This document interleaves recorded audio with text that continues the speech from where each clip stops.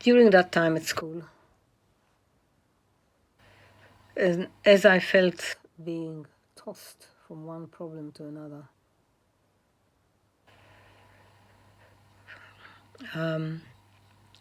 I also felt something far greater was happening than I could make sense of.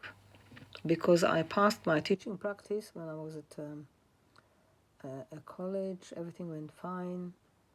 I graduated with a good degree.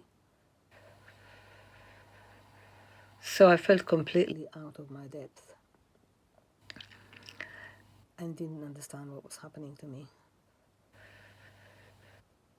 I felt confused, I felt unsure, I felt afraid, I felt panicky.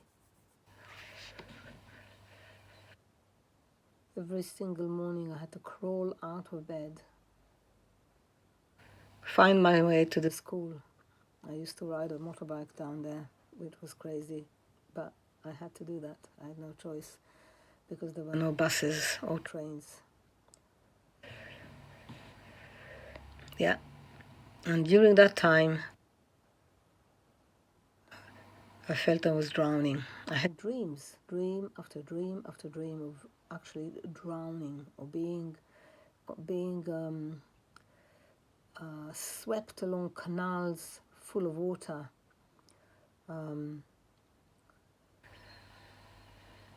I felt also I felt persecuted because I felt and paranoid because I felt everybody was watching me.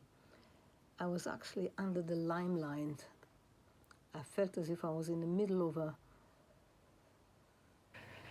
an arena where the lights were shining upon me as I was failing. That was a horrific experience. I felt a lot of shame. I wasn't doing that badly, but that's what I felt. At the level of the emotions, I felt shame. I felt persecuted because, in fact, there was a sense there was no sympathy either amongst the teachers or amongst a few of the children, not all of them. And that was only at the beginning. And there was nowhere to find any help. There were two people in the school who helped me. One was the RE teacher. Somehow she came alongside me. She gave me lifts every morning. Once I had an accident on the motorbike. And the other one was it was a Catholic. He was the rep.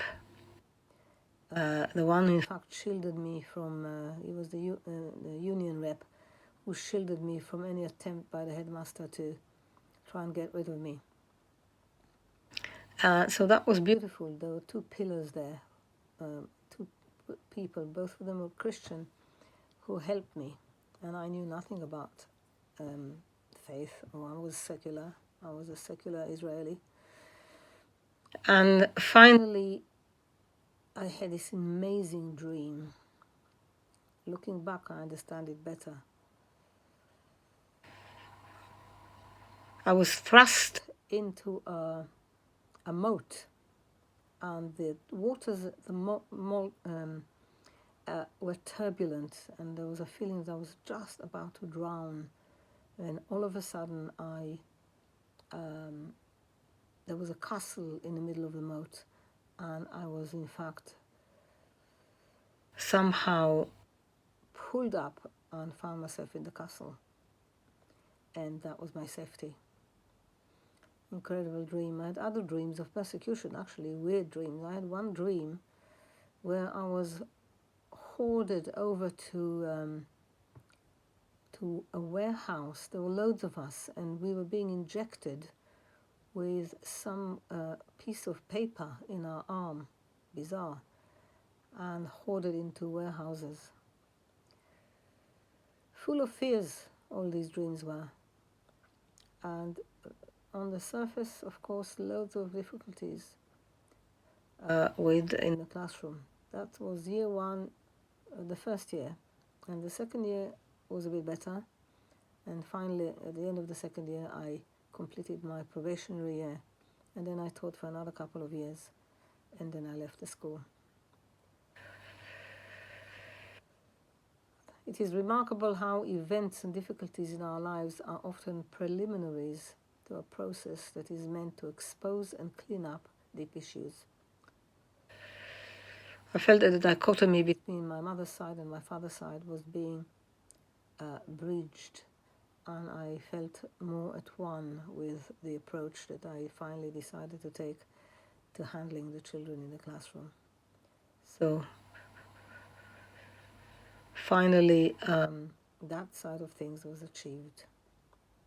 So that's the second bit of the story.